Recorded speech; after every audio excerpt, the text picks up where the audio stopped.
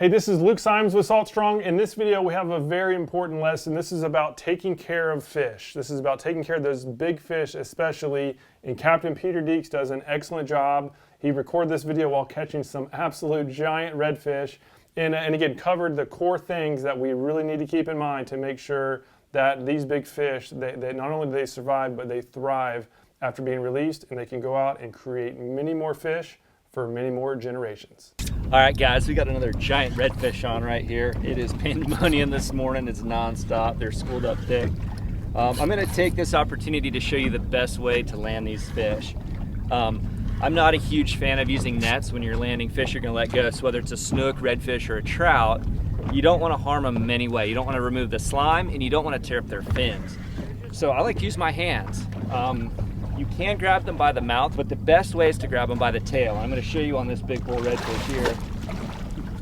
It's a pretty one. Not the biggest so far, but it's a nice one.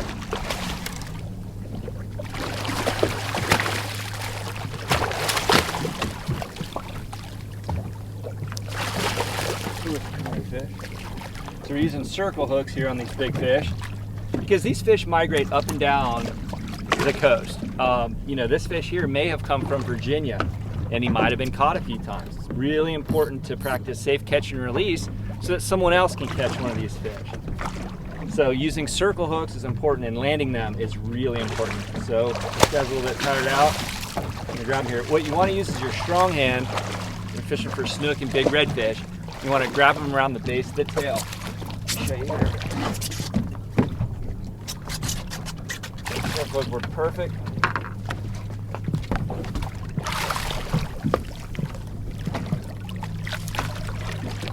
So you grab these fish around the base of the tail. It's like a handle, and it also stops their motor. If he can't kick his tail, the fish can't get away from you. So you stopped him right there in his tracks.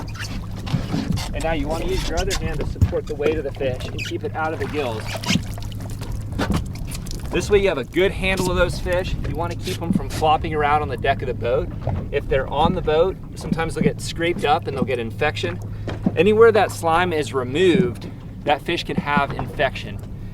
If you use a net, it scars up their tails or any of the fins, and they'll get infection there. So let me go ahead and set this fish down right there.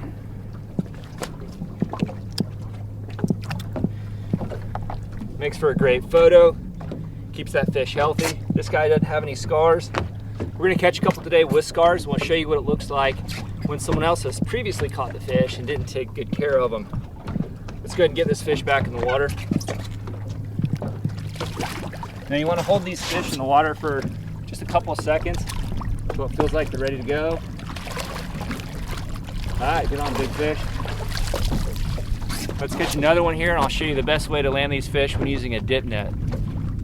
All right, we got a giant one on here right now.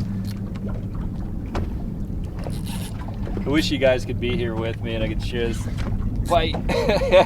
Getting tired just fishing by myself.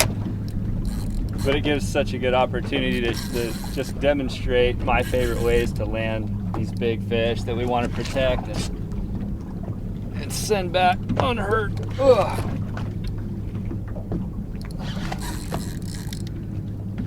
It's fun to use light tackle, but you want to get these fish in kind of quick so they don't get too tired. So what I like to do is I like to put a little bit heavier braid on my lighter tackle rods and reels. That way you get the light tackle feel, but when you need to, you can really pull these fish in. I have a feeling this is going to be a real big one here. Kick my butt. Get me out of breath. All right, so I'm going to demonstrate, you know, how to use a dip net. I've got one right here.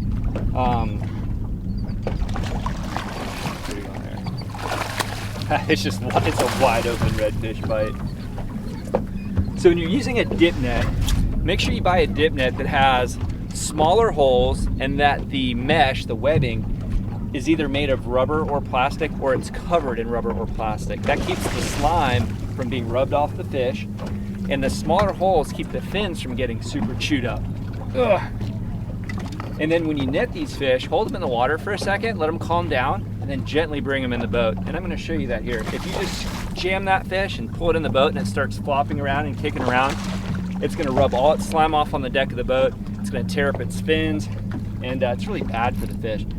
Because when you take the slime off these fish, especially when it gets scraped on the deck of these boats, and you put them back, it's going to get an infection where the slime came off, because the slime is what keeps the fish from getting infected. And everywhere those fins are sliced and cut, it's going to get an infection there, and it has to heal. So this guy's tired down enough for me to show you this big old bull. Come here, old girl. Just gonna slide it in head first. Like to hold it there for a second. Calm down. Still getting water. Keep its head down there in the water. Ugh. There we go. And see how the tail just kind of slides around in that net there. If you use large hulled net or a net that doesn't have rubber on it, when the tail hits it, it'll actually perforate the tail like my fingers here. And then everywhere that cuts that fin or that tail, it's going to get an infection. So this old fish here is no worse for the wear. Slide it over. Hooks right there in the corner of the mouth. And if you can too, keep the fish on the net. So the nets are soft, it'll keep that fish from rubbing around on the boat. And then my favorite way to hold them again here is hold the base of the tail, put your other hand to support the weight under those fins, just like that. Makes for a super good photo. Get that off there. Great photo. Ooh. Good handle on that fish. Big snook, big redfish.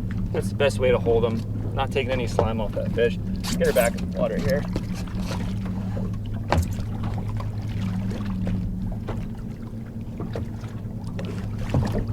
And you want to let these fish kind of rejuvenate a little bit in the water before you release them.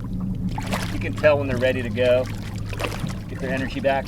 If you let them go before they get their energy, what'll happen is they'll be really lethargic, and if there's a big Goliath grouper or a shark down there, fish can't get away. They're just going to slurp them up. So make sure they got their strength back and set them on.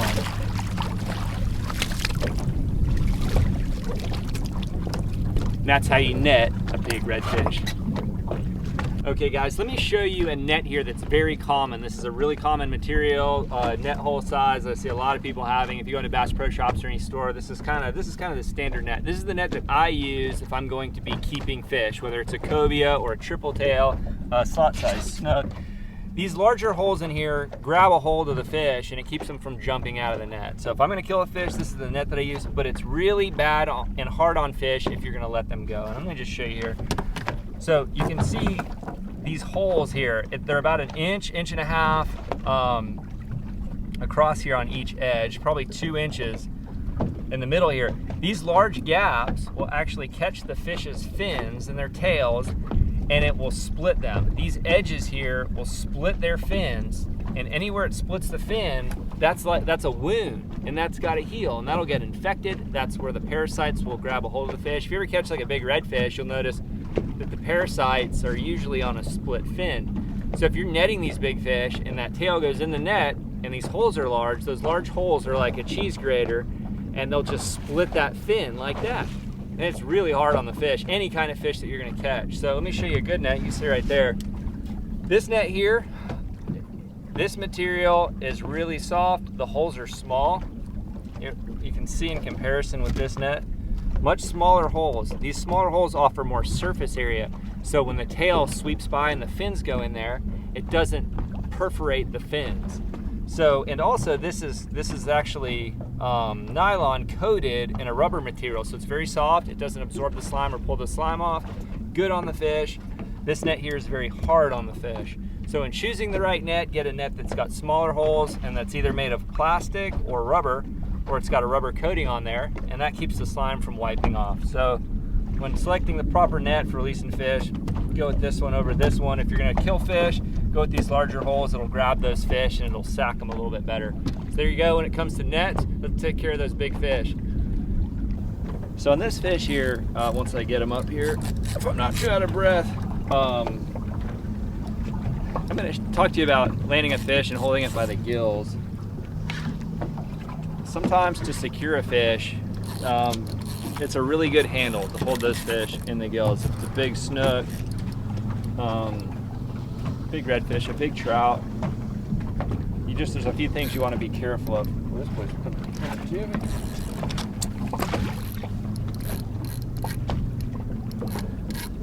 wasn't fighting very hard at first. He might be a good fish.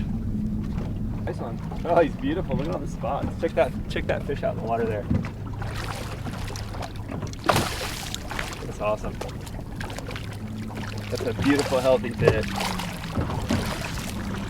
We're out here this morning fishing these big migrating schools of these big redfish moving up and down the coast.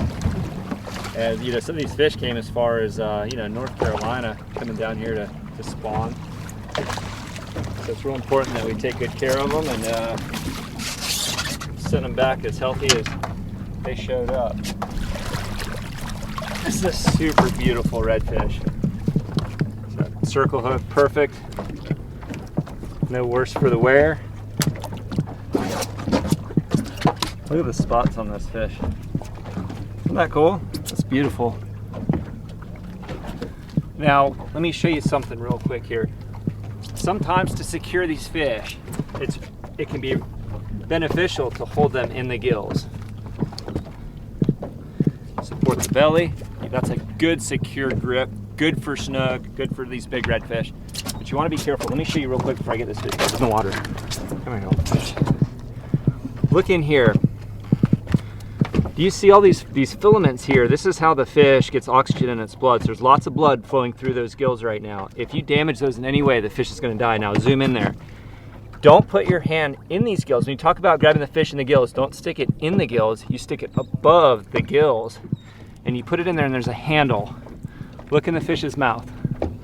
You see how my fingers curl right there? I'm above the actual gills. It's a hard spot and it's a good place to grab those fish. If you need to, that's where you grab those fish. And remember, always support the belly. Let's get this fish back in the water. It's a beautiful redfish. A little bit of current out here. So we're fishing these big migrating schools that are going up and down the coastline.